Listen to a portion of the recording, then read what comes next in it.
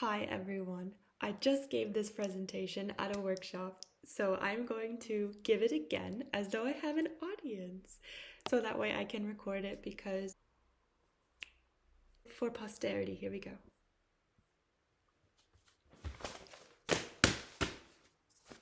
Whoa, almost. Okay, now we're ready. Hi everyone, welcome. I'm Aria Ray, a master's student and NLP educator at Saarland University. Today I will present work in collaboration with Julius, Marius, and Dietrich for our paper, An Interactive Toolkit for Approachable NLP. Our interactive tool is called the Surprisal Toolkit, which is a web-based application that provides an interface for research and teaching in the field of information theory. We can see a preview here. Through this tool, we would like to demonstrate the usefulness of interactive toolkits and natural language processing courses. First, let's discuss what is Surprisal. I'll begin by briefly explaining the next platypus on the slide. Oh, did you stop at platypus? Perhaps that's because our prior knowledge of language, context, and the start of my sentence meant that platypus had a rather low probability of being said. Therefore, incorporating this word into our understanding of the sentence increased our processing difficulty. We stopped at the word. It was more surprising. We can call this measure of this processing difficulty, given context, surprisal. Mathematically, surprisal of a word is calculated by taking the negative log probability of the word given the preceding words. And in the transformer language models, these probabilities can be retrieved from the representations of the preceding input. In other words, surprisal can be calculated by conditioning on the model's hidden state. So as a measure over probabilities, surprisal can then be used to relate to the ease in which humans process language. And recent research has shown that surprisal, a measure of information density, is effective at simulating human reading times. Research with large language models also means that there is a need for visual learning tools that enable interaction and understanding of model output. Some existing projects offer appealing functionalities and interfaces that we can look to as examples. BertViz, as we see here, is a pip installable tool for visualizing attention at multiple levels in transformers. Expert enables users to view attention weights and representations from transformer models as well. And OpenAI's Playground Completions tool is an online interface for generating text completions and previewing just a limited list of next words with their probabilities. But Playground is a paid service with only 4 models, and neither of these tools allow for retrieving probability scores. We have yet to see a tool fitting for education and research in information theory, particularly with surprisal. And why would we want to calculate surprisal? Why would we need something like this? Well, obtaining this measure requires knowledge of language models, machine learning, programming skills, and currently must be done by hand, which could be a hurdle. But a surprisal toolkit simplifies this. So we highlight the need for an online tool that provides easily retrievable surprisal calculations, payment-free usage, access to recent publicly available language models, and all this ideally through a simplified web user interface. With this in mind, we developed the Surprisal Toolkit. Our toolkit was built as an interface for modeling information density.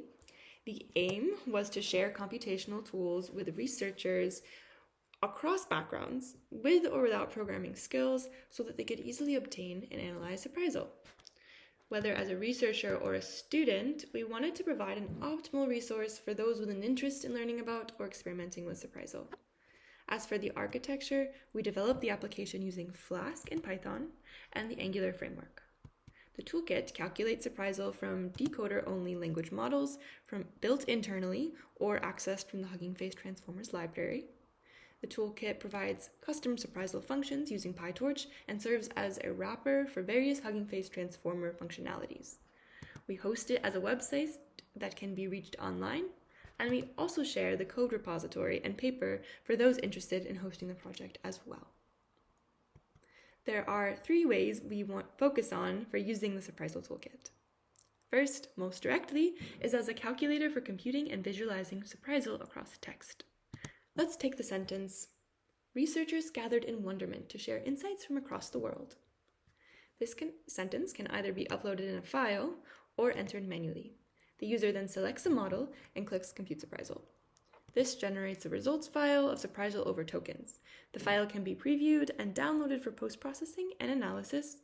Then in the Plots tab, the data can be visually explored in an adjustable plot by selecting a sentence from the input.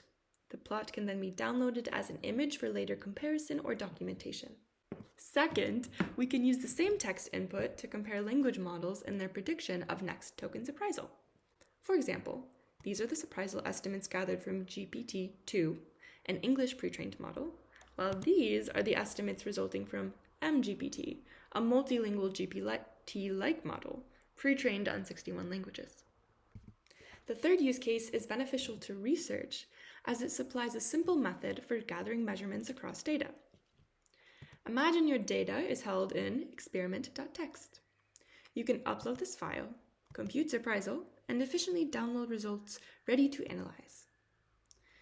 For investigating various research questions, like, does surprisal from larger transformer-based language models provide a poor fit to human reading times?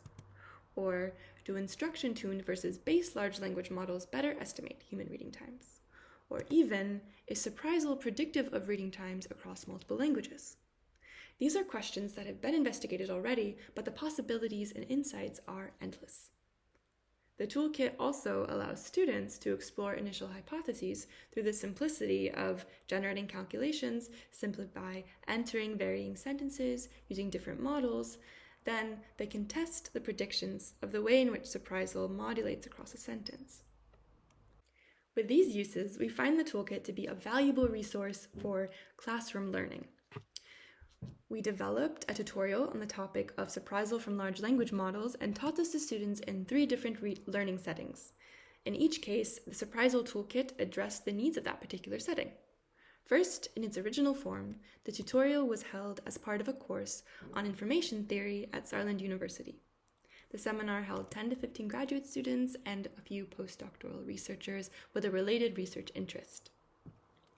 The students were informed on the topic from their lectures and had basic programming skills. Next, we taught a pop-up tutorial, which we held outside of a class, and we invited master's students in the Language Science and Technology degree program to come attend. Those who came had varying exposure to the topic and, again, some basic coding experience. Then finally, we ran a workshop for bachelor's and master's students at the TACO's Computational Linguistics Conference. Here, students with little to no background on the topic could elect to learn something about surprisal by attending the workshop. In each case, we found the toolkit to be uniquely impactful. In the course tutorial, the toolkit was useful for grounding the topic so that students had learned about in their lecture through individualized examples. In the pop-up tutorial, we used the toolkit to introduce the notion and theory of surprisal, and we catered to the workshop's quick learning environment by using the toolkit to engage students with group experiments and salient examples that they could take with them to continue learning about surprisal further. Each of the settings had a few things in common. For the first 2, we held a hybrid classroom where the toolkit was able to engage remote students. We used online materials and had 3 learning objectives involving using surprisal from the toolkit to reproduce an experiment in psycholinguistic research, and then have students code surprisal themselves. After each tutorial, we collected optional student feedback using an anonymous 10-question survey. Question 1 confirmed that students used the toolkit. 8 questions were opinion questions on a 5-point Likert scale, and question 10 was open-ended for optional comments. The feedback we found was overall positive, with the majority of students giving scores of 5 for each question, and almost every question receiving no less than a score of 3. We'll talk about a couple of these questions. So first, in question 2, we asked about satisfaction with using the toolkit as a resource, and then later we asked about satisfaction with the tutorial overall. We had 2 students more satisfied with the toolkit, which we can use to deduce that at least the toolkit did not detract from the tutorial, and in fact it might have been a highlight. Then notably, when asked how interested would you be in seeing similar applications for interacting with language models in your courses, we saw almost unanimous agreement for a score of 5, very interested.